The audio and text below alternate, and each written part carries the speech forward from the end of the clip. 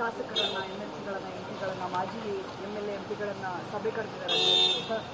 ಅದೇ ದೇಶದ ವಿವಿಧ ರಾಜ್ಯಗಳಲ್ಲಿ ಈಗಾಗಲೇ ನಡೆದಿರುವಂಥ SIR ಪ್ರಕ್ರಿಯೆ ಏನಿದೆ ಅದು ಆತಂಕ ಉಂಟು ಮಾಡಿದೆ ಎಲ್ಲರಲ್ಲೂ. ಈಗ ಕರ್ನಾಟಕದಲ್ಲಿ SIR ಪ್ರಕ್ರಿಯೆ ಪ್ರಾರಂಭ ಆಗಿ ಮ್ಯಾಪಿಂಗ್ ನಡೀತಾ ಇದೆ. ಆದರೆ ಈ ಪ್ರಕ್ರಿಯೆಯಲ್ಲಿರುವಂಥ ಒಂದು ಪಾರದರ್ಶಕತೆಯ ಕೊರತೆ ಮತ್ತು ಏನೇನು ಅಂಶಗಳನ್ನು ಅವರು ಗಣನೆಗೆ ತಗೊಳ್ತಾರೆ ಅಂತ ಹೇಳುವಂಥದ್ದು ಕೂಡ ಗೊತ್ತಿಲ್ಲದಿರೋ ಕಾರಣ ಮತ್ತು ಯಾವ ರೀತಿ ಇದು ಮುಂದುವರಿತದೆ ಅಂತಲೂ ಕೂಡ ಯಾರಿಗೂ ತಿಳುವಳಿಕೆ ಇಲ್ಲ.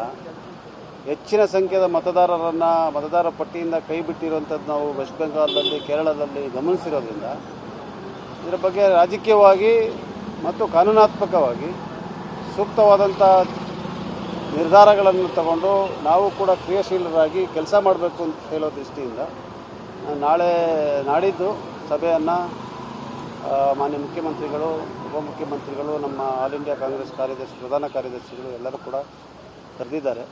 ನಿನ್ನೆ ಸಂಪುಟ ಸಭೆಯಲ್ಲೂ ಕೂಡ ಚರ್ಚೆ ಆಗಿ ಇದರ ಬಗ್ಗೆ ನಾವು ಎಲೆಕ್ಷನ್ ಕಮಿಷನ್ ಅವರ ಗಮನಕ್ಕೆ ತಂದು ಅವರು ನಾವು ಹೇಳೋದನ್ನ ಒಪ್ಪಲಿಲ್ಲ ಅಂತ ಹೇಳಿದ್ರೆ ಕಾನೂನಾತ್ಮಕ ಹೋರಾಟಕ್ಕೆ ಕೂಡ ನಾವು ಸಿದ್ಧರಾಗಬೇಕು ಅಂತ ಹೇಳುವಂಥ ತೀರ್ಮಾನವನ್ನು ತಗೊಂಡಿದ್ದೀವಿ. ಸರ್, ಸುಪ್ರೀಂ ಕೋರ್ಟ್ ಮೂಲಕ ಮತದಾರರ ಪಟ್ಟಿ ಅಂತಿಮಗೊಳಿಸೋದಕ್ಕೇನೋ ಮಾತುಕತೆ ಆಗ್ತಿದೆ ಅಲ್ಲ. ಈಗ ಮತದಾರರ ಪಟ್ಟಿಯಿಂದ ಇರುವಂಥವ್ರು, ಈಗ ನಾನು ಮತದಾರರ ಪಟ್ಟಿಯಲ್ಲಿ ನನ್ನ ಹೆಸರಿದೆ, ನನ್ನನ್ನು ಒಂದು ದಿವಸ ಕೈ ಬಿಟ್ಟು ನೀವು ಇಂಥ ದಾಖಲೆಗಳು ಕೊಡಿ ಅಂತ ಕೇಳ್ತಾರೆ.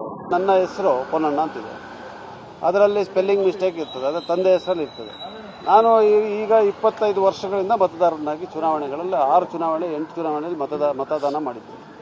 ಈಗ ನನ್ನ ತೆಗೆದು ನೀನು ಮತದಾರರ ಪಟ್ಟಿಯಿಂದ ಹೊರ ಹಾಕುವಂಥ ಪ್ರಕ್ರಿಯೆ ಮಾಡ್ತೀವಿ ಅಂತ ಹೇಳಿದ್ರೆ ಯಾರು ಒಪ್ಪಲಿಕ್ಕೆ ಸಾಧ್ಯ ಇದೆಯಾ? ಇದು ಕಾನೂನು ನಡಿನಲ್ಲಿ ಅವ್ರಿಗೆ ಅವಕಾಶ ಇದೆಯಾ ಅಂತ ಹೇಳುವಂಥದ್ದು ಪ್ರಶ್ನೆ. ಇವತ್ತು ಚುನಾವಣಾ ಆಯೋಗ ಮತದಾರರ ಪಟ್ಟಿಯನ್ನು ಪರಿಶೀಲನೆ ಮಾಡಿ ರಿವ್ಯೂ ಮಾಡುವಂಥದ್ದನ್ನು ಯಾರೂ ಕೂಡ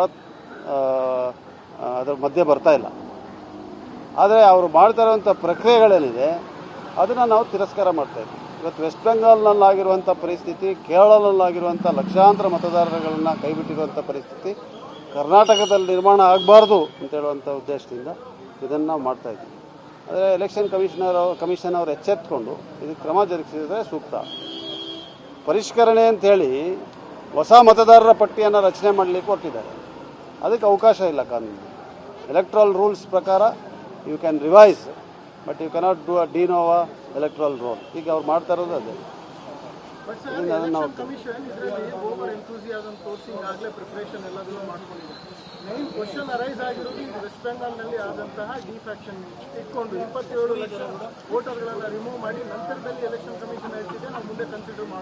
ನೋಡಿ, ಎಲೆಕ್ಷನ್ ಕಮಿಷನ್ ಯಾವ ರೀತಿ ನಡ್ಕೊಳ್ತಾ ಇದ್ದಾರೆ ಅಂತ ಹೇಳೋದಕ್ಕೆ ಮೊನ್ನೆ ಚಿಕ್ಕಮಗಳೂರಿನಲ್ಲಿ ರಾಜೇಗೌಡರ ಪ್ರಕರಣನೇ ಉದಾಹರಣೆ.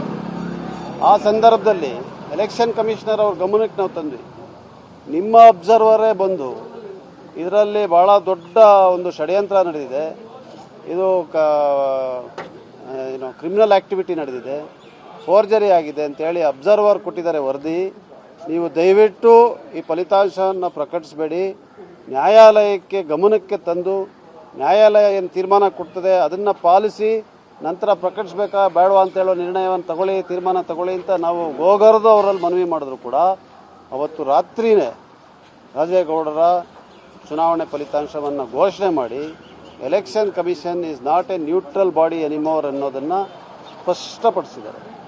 ಅದರಿಂದ ಇಂಥ ಸಂದರ್ಭಗಳಲ್ಲಿ ಈ ರೀತಿಯಾದಂಥ ಉದಾಹರಣೆಗಳು ನಮ್ಮ ಮುಂದೆ ಗೋಚರಿಸ್ತಾ ಇದ್ದಾಗ SIR ಅನ್ನು ನಾವು ಯಾವ ರೀತಿ ಒಪ್ಕೊಳ್ಳೋಕ್ಕೆ ಸಾಧ್ಯ ಆಗ್ತದೆ? ಈಗ ಅವ್ರೇನು ಹೇಳ್ತಾರೆ, ಒಂದು ಅಂದರೆ ತಂದೆಗೂ ಮಗಳಿಗೂ ವೋಟರ್ಸ್ ಲಿಸ್ಟ್ನಲ್ಲಿ ವ್ಯತ್ಯಾಸ, ವಯಸ್ಸಿನ ವ್ಯತ್ಯಾಸ 15 ವರ್ಷದ ಮೇಲೆ ಇದ್ದ ಅಂದರೆ ತೆಗೆದಾಕ್ತೀವಿ. ಹೇಗೆ ತೆಗೆದಾಕ್ತೀರಾ ಸ್ವಾಮಿ? ಎಷ್ಟೊತ್ತು ಯಾವ ವಯಸ್ಸಲ್ಲಿ ಯಾರು ತಂದೆ ಆಗಬೇಕು ಅಂತ ಎಲೆಕ್ಷನ್ ಕಮಿಷನ್ ತೀರ್ಮಾನ ಮಾಡೋಕ್ಕಾಗುತ್ತಲ್ಲ? ಸಾಧ್ಯ ಇದೆ ಅದು? ಮತ್ತು ಅಜ್ಜನಿಗೂ ಮೊಮ್ಮಗಳಿಗೂ 50 ವರ್ಷ ಇದ್ದರೆ ಹೆಂಗೆ ಈ ಥರ ಮಾಡೋಕ್ಕೆ ಸಾಧ್ಯ ಇದೆ? ಯಾವ ಕಾನೂನು?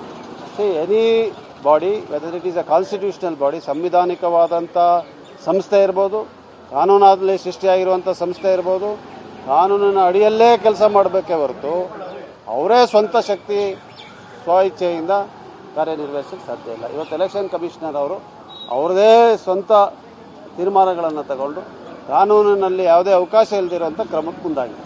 ಲೀಗಲಿ ಆ ರೀತಿ ವೋಟರ್ ಲಿಸ್ಟ್ ಅನ್ನ ರಿವಿಷನ್ ಮಾಡೋದಕ್ಕೆ ವಿವಾಹೇತರ ಈ ಏಜ್ ಗ್ಯಾಪ್ ನ ಏನೋ ಕೊಟ್ಟಿದ್ದಾರೆ ಪಾಸಿಬಿಲಿಟಿ ಇದೆಯಾ? ಇಲ್ಲ ಅದನ್ನೇ ನಾನು ಹೇಳ್ತಾ ಇರೋದು. ಇದು ಯಾವುದು ಕೂಡ ಎಲೆಕ್ಟ್ರಲ್ ರೂಲ್ಸಲ್ಲಿ ಇಲ್ಲ. ಇಲ್ಲದೆ ಇರೋದು, ಕಾನೂನಲ್ಲಿ ಇಲ್ಲದೆ ಇರೋದನ್ನ ನೀವು ಹೆಂಗೆ ತರ್ತೀರಾ ಅಂತ ಹೇಳುವಂಥದ್ದೇ ನಮ್ಮ ಪ್ರಶ್ನೆ.